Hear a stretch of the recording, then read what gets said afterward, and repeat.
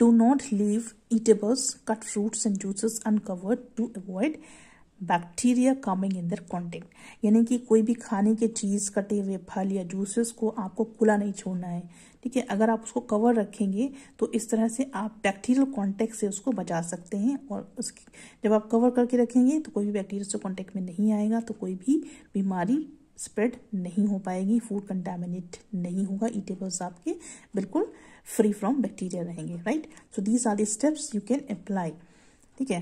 Then comes protection against infection. Infection से हम कैसे बच सकते हैं, कौन से केयरफुल एक्शंस हम ले सकते हैं। हमें बासी खाना और सड़ा हुआ खाना बिल्कुल नहीं खाना चाहिए, हमको अवॉइड करना चाहिए। चाहे खाना कितना भी टेस्टी हो, लेकिन हमको बासी खाना नहीं खाना चाहिए, सड़ा हुआ खाना नहीं खाना चाहिए, क्योंकि इस तरह का जो खाना आता है उसमें बहुत सारे बैक्टीरिया पूरी तरह से लोडेड रहते हैं, भरे रहते हैं। Then next, exposure to heat. जो खाना माइक्रोवेव में बनाया जाता है, क्योंकि माइक्रोवेव के अंदर ड्राई हीट होती है, तो अगर आप फूड आइटम्स को माइक्रोवेव में कुक करते हैं तो वो बैक्टीरिया को किल करने में हेल्प करता है। Exposure to radiation.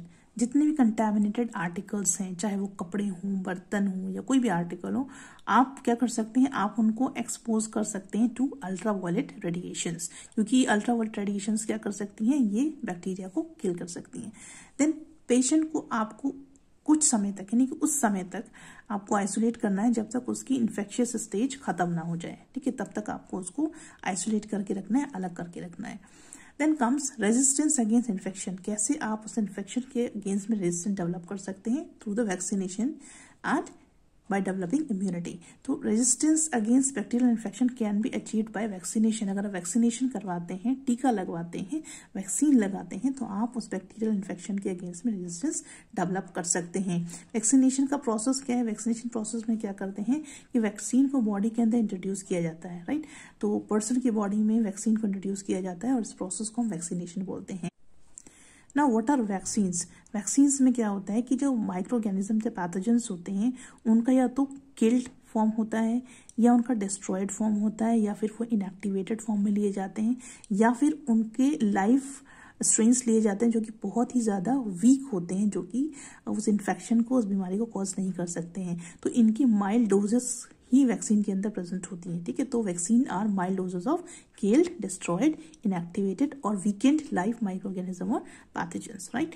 अब ये क्या करते हैं कि जब वैक्सीन को बॉडी के अंदर इंट्रोड्यूस किया जाता है, तो ये जो आपने किल्ड या डिस्ट्रॉयड या इनएक्टिवेटेड फॉर्म पैथोजन के लिए हैं, ये बॉडी के अंदर स्टिमुलेट करते हैं, बॉडी को स्टिमुलेट करते हैं ताकि ये एंटीबॉडीज को इस पैथोजन के अगेंस्ट में प्रोड्यूस करें, राइट। तो इस तरह से एंटीबॉडीज इसमें डेवलप हो जाती हैं, और जब दोबारा से यही पैथोजन आपकी बॉडी में एंटर करने की कोशिश करता है, तो इसमें बहुत ज़्यादा डबल फॉर्म में, डबल से भी ज़्यादा फॉर्म में एंटीबॉडीज प्रोड्यूस होती हैं और फिर इस पैथोजन को किल कर देती हैं, ठीक है। वैक्सीन्स को कैसे प्रिपेयर किया जाता है, या तो इनमें हीट किल्ड पैथोजेंस को लिया जाता है, या फिर इन पैथोजेंस को ग्रो किया जाता है किसी अननेचुरल होस्ट के थ्रू, ठीक है। तो उसके बाद ही वैक्सीन को प्रिपेयर किया जाता है। वैक्सीन क्या करती है, वैक्सीन हमारी बॉडी में इम्यूनिटी को प्रोवाइड करती है उस स्पेसिफिक डिजीज के अगेंस्ट। जो भी आपने डिजीज के अगेंस्ट वैक्सीन लगाई है, उसके अगेंस्ट आपकी बॉडी में इम्यूनिटी प्रोवाइड कर देता है, रेजिस्टेंस प्रोवाइड कर देता है, right. Then here we will see knowledge text में the commonly used vaccines are against typhoid, cholera, plague, pertussis and tuberculosis, ठीक है। तो जो commonly used vaccines हैं वो किसके अगेंस्ट यूज होती हैं, टाइफॉइड के अगेंस्ट, कॉलेरा के, प्लेग के, पर्ट्यूसिस के, ट्यूबरक्लोसिस के। Now vaccines against viral diseases such as rabies, hepatitis B, influenza, measles and poliomyelitis are also used. तो ये वैक्सीन्स जो हैं वो वायरल डिजीज के अगेंस्ट हैं, ठीक है।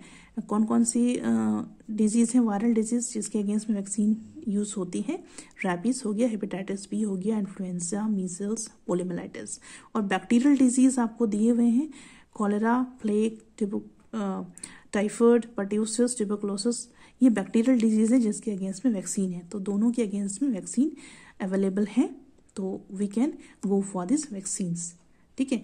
हॉस्पिटल में जाके इसकी पूरी इंफॉर्मेशन लेके कैसे कैसे इसके डोजेस होते हैं, we can have the vaccination and we can protect ourselves from such diseases. Antibiotics and bacterial diseases.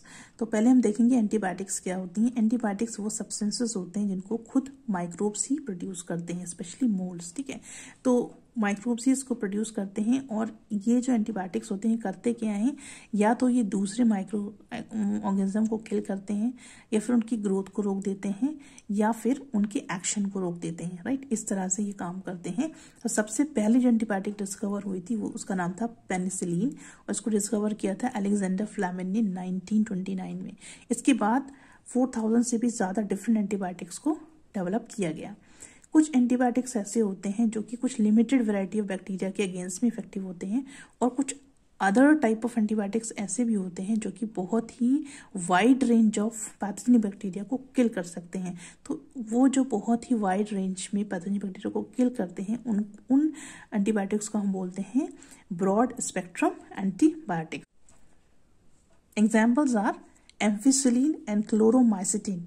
ये एंटीबायोटिक्स यूज होते हैं टाइफाइड में, whereas सिप्रोफ्लैक्सासिन एंड टेट्रासाइलिन को बहुत ही वैरायटी ऑफ पैथोजेंस के अगेंस्ट में यूज किया जाता है, राइट।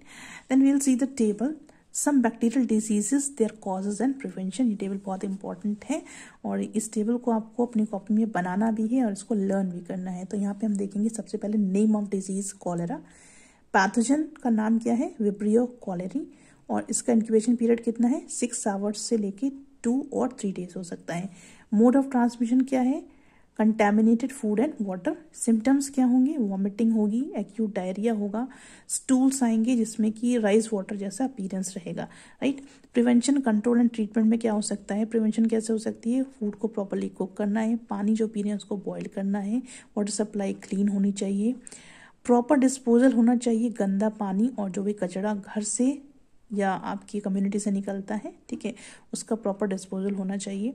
एंटीबायोटिक्स कौन सी यूज़ कर सकते हैं, टेट्रासाइलिन, क्लोराम्फेनिकोल और ORS, ठीक है, ये हम यूज़ कर सकते हैं। देन सेकेंड डिजीज़ है टाइफाइड। इसका पैथोजन कौन है, साल्मोनेला टाइफी, जिसका इंक्यूबेशन पीरियड 1 to 3 वीक्स है। Contamination of food and water के थ्रू ये ट्रांसमिट होता है। इसके सिम्टम्स क्या हैं, कॉन्स्टेंट हाई फीवर आएगा, एब्डोमिनल पेन होगा, इन्फ्लामेशन होगा लीवर का, कोलन का, सर में दर्द होगा, बॉडी में दर्द होगा। यूजफुल एंटीबायोटिक्स जो इसमें यूज हो सकती हैं कौन सी हैं, एम्फिसिलिन और क्लोरोमाइसिटिन यूज कर सकते हैं। टाइफाइड का वैक्सीन ले सकते हैं। बॉइल्ड और क्लीन वाटर ही यूज करेंगे।